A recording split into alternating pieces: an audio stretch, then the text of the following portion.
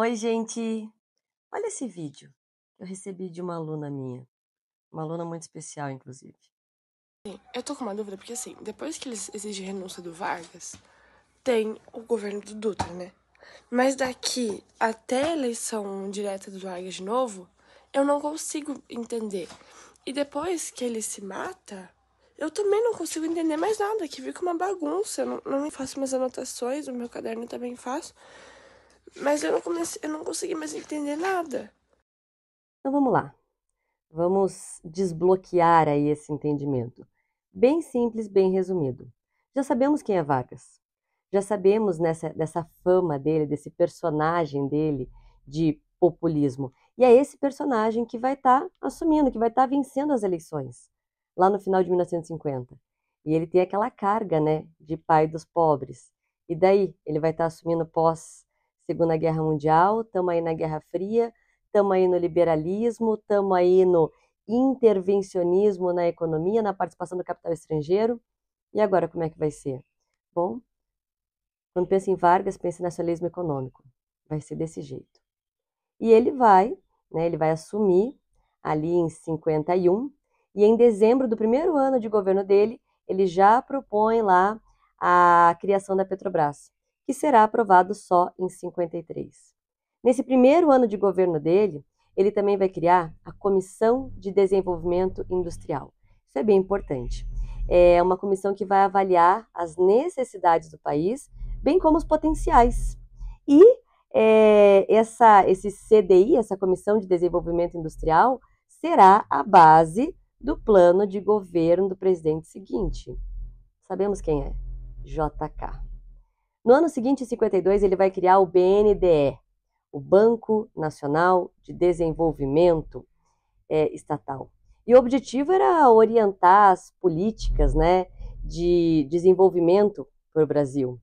Em 54, sim, no ano que ele vai cometer suicídio, é o ano que ele vai encaminhar para o Congresso a aprovação ali da Eletrobras. Bom, mas o pai dos pobres não pode decepcionar seus filhos. Então, em 53, ele vai nomear Jango, João Goulart, também, futuro, no caso, vice-presidente, né, na gestão ali do JK, como ministro do Trabalho. E será o Jango que vai propor ali o aumento do salário mínimo em 100%. Para quê? Para acalmar os ânimos, para um reajuste, né, que compense todas as perdas acumuladas do salário mínimo. Até porque o governo Dutra foi marcado pelo arroxo salarial. Só que assim, a proposta gerou muita crise no executivo, em especial nas Forças Armadas. Esse último personagem, as Forças Armadas, tinham duas razões para não gostar desse reajuste.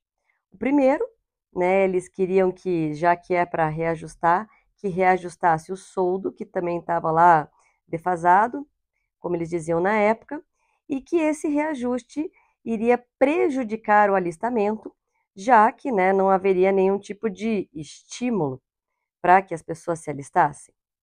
Bom, o final dessa história a gente já sabe que vai terminar no dia 24 de agosto de 54, com o triste fim, para entrar na história, do presidente Getúlio Vargas. Mas agora o que pegou ali para minha amiguinha, na dúvida dela, e que pode ser a sua dúvida, e é só você me contar, que eu gravo o vídeo também, explico tudo bem detalhado e rápido. A gente não tem muito tempo na rotina, mas não precisa de muito tempo, só precisa de vontade, precisa da coisa falada. Então vamos lá, a sucessão. Ele tem um vice-presidente, que era o João Café Filho. Daí, em agosto de 54, o Café Filho assume, beleza, deveria ficar até o dia 31 de janeiro, sim. A sucessão era diferente nesse momento, gente. As regras eleitorais, elas eram diferentes. Fica até dia 31 de dezembro de 56. Só que naquele mesmo ano caótico de 54, veja, né? A morte do Vargas foi em agosto. Em novembro, já vão acontecer as eleições. Novembro de 55, desculpa.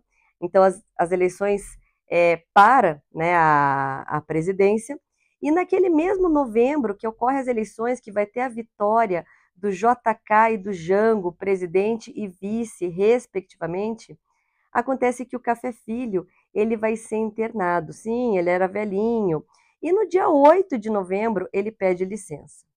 Bom, a Constituição previa que, nesse caso, quem deve assumir era o presidente da Câmara dos Deputados, que naquele momento era o Carlos Luz. Acontece que este deputado federal, presidente da Câmara dos Deputados, ele estava alinhado com os golpistas, esse é o termo que vai ser usado.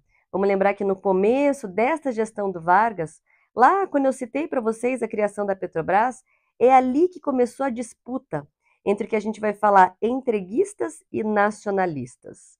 Então, aqueles que não concordavam com a política econômica do Vargas, que sempre vai ser nacionalista. Daí eles eram chamados de entreguistas. Agora, os tais entreguistas, eles vão estar sendo chamados de golpistas. Por quê? Porque eles viram nesse afastamento do vice-presidente do Vargas, que era o Café Filho, e a subida do Carlos Luz, uma chance. Uma chance de quê?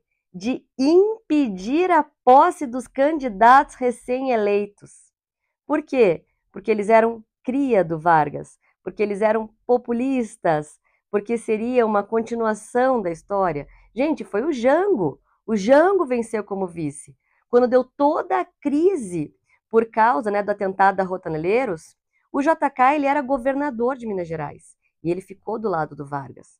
Então eles viram ali uma brecha para impedir esses dois caras que tinham ganhado as eleições, de impedir. Contudo, um marechal, ou seja, alguém de dentro das Forças Armadas, que era o Henrique Teixeira Ló, esse militar legalista, legalista é aquele tipo, vamos seguir a lei. Os caras venceram a Constituição, os caras têm que assumir. Que mané impedir eles, que mané deixar o Carlos Luz na presidência? Não, isso aí não vai rolar. Então ele vai dar um contragolpe, ou um golpe preventivo. Ele vai impedir, né, que impedissem a posse do JK e do Jango. Esse golpe preventivo do Henrique Teixeira Ló também é chamado de movimento de 11 de novembro. Está percebendo como tudo é perto, né? Falei para vocês, vou relembrar, foi dia 8 de novembro que o Café Filho pediu licença. Então é tudo ali em questão de semana, é tudo muito rápido. E ele, como é que ele vai, né, rapidamente agir e garantir que essa eleição, que a Constituição seja cumprida? Ele vai impedir o Carlos Luz de assumir o lugar do Café Filho. E o Carlos Luz vai vazar, obviamente, né, não vai encarar ali o Teixeira Ló, vai se refugiar numa base da Marinha. E a Constituição, como ele é legalista, ele está cumprindo a Constituição, tá? Mas se não ter presidente da Câmara, quem que vai ser? Pô, então vai ser do Senado. Daí quem vai terminar o mandato do Vargas até a posse dos novos candidatos eleitos vai ser o Nereu Ramos. Bom, mas a crise não acaba. Por quê? Naquele mesmo mês de novembro, no dia 21 de novembro, para ser mais precisa, o Café Filho, já fora do hospital, ele quer retomar o cargo. Sim, ele tem direito. O cargo de vice-presidente. Só que como havia indícios que ele estava ligado àquela conspiração junto com o Carlos Luz, aquela ideia de tentar impedir ali a dobradinha JJ, o que aconteceu? O Ló não deixou ele reassumir. Vai ficar, declara ele impedido e vai ficar mesmo ali o Nereu Ramos. Então esse foi o final ali, o desenrolar, né, pós-morte do Vargas, até que se inicia o JK. Você quer ver um vídeo assim rapidinho sobre o JK, detalhes importantes? Escreve para mim. Coloca aí nos comentários o que você está com dificuldade. Para mim vai ser um prazer ajudar. Beijo, gente. Tchau.